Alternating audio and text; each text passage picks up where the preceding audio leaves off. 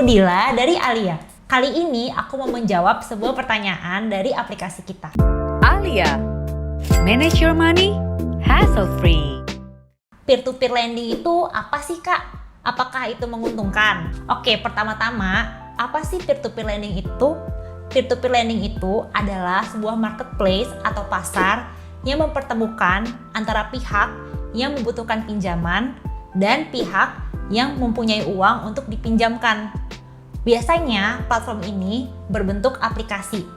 Di Indonesia sendiri ada beberapa aplikasi seperti misalnya Investri, Modalku, atau juga Amarta.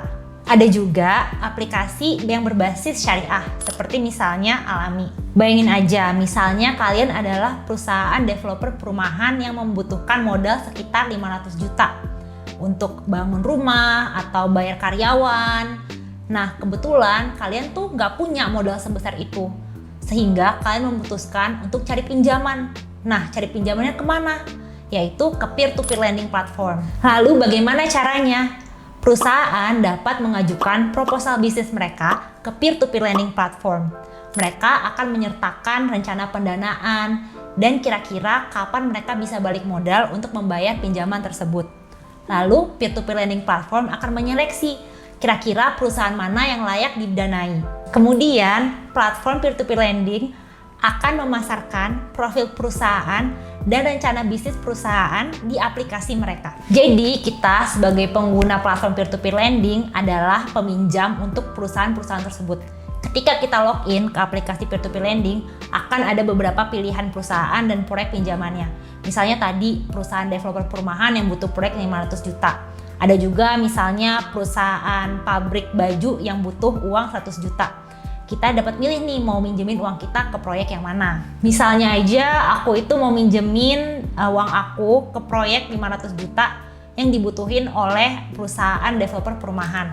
Aku nggak harus punya 500 juta saat itu juga. Aku bisa minjemin 1 juta aja. Kenapa? Karena aku bakal patungan sama pengguna aplikasi lainnya. Terus apa sih keuntungannya menjadi investor peer-to-peer lending? Biasanya kamu bisa mendapatkan return 8-20% per tahunnya. Semakin tinggi returnnya, semakin tinggi juga resikonya. Jadi kalian bisa pilih proyek mana yang sesuai sama profil resiko kalian. Oke, bisa nggak sih kita rugi ketika kita investasi di peer-to-peer lending? Namanya juga minjemin orang kan ya, minjemin teman kita sendiri aja kadang-kadang nggak dibalikin. Apalagi minjem orang yang kita nggak kenal, cuma lihat profilnya di internet. Kalian nggak usah khawatir, ada beberapa hal yang perlu kalian perhatikan sebelum investasi peer-to-peer lending. Pertama, kalian bisa cek di website platform aplikasi peer-to-peer lending. Pastikan mereka tuh udah dilisensi oleh OJK atau Otoritas Jasa Keuangan. Kedua, kalian bisa cek TKB 90. Apa sih TKB 90 itu? TKB 90 itu adalah ukuran keberhasilan platform peer-to-peer lending dalam memfasilitasi pinjam-meminjam. Contohnya, kalau kita bisa lihat website Investri, TKB 90-nya itu 98%. Artinya, 98% perusahaan yang meminjam uang di platform tersebut dapat membayar hutang paling tidak 3 bulan dari jatuh tempo. Jadi, semakin tinggi TKB 90, semakin baik perusahaan peer-to-peer lending tersebut. Kalau bisa, TKB 90-nya harus mendekati 100%. Oke, teman-teman udah tahu nih peer-to-peer lending itu apa. Sekarang pasti ada yang bertanya-tanya, apa aku masukin semua uangku ke peer-to-peer lending? Jadi berapa sih proporsi dari uang kalian yang bisa kalian masukkan ke peer-to-peer lending? Pertama-tama kita ingat dulu ya strategi budgeting kita. 50, 30, dan 20. 50% untuk kebutuhan primer kalian, kayak misalnya makan, kos, dan transport. 30% untuk kebutuhan sekunder kalian, kayak misalnya jalan-jalan, nonton film, malam mingguan. Nah, jangan lupa 20% minimal banget harus masuk ke tabungan kalian. Nah, dari 20% ini kalian bisa nabung dengan berbagai macam cara.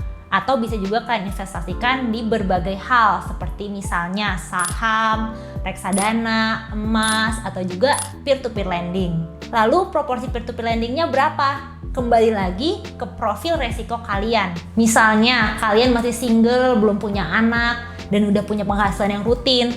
Tentu kalian bisa berinvestasi di produk-produk dengan resiko yang lebih tinggi.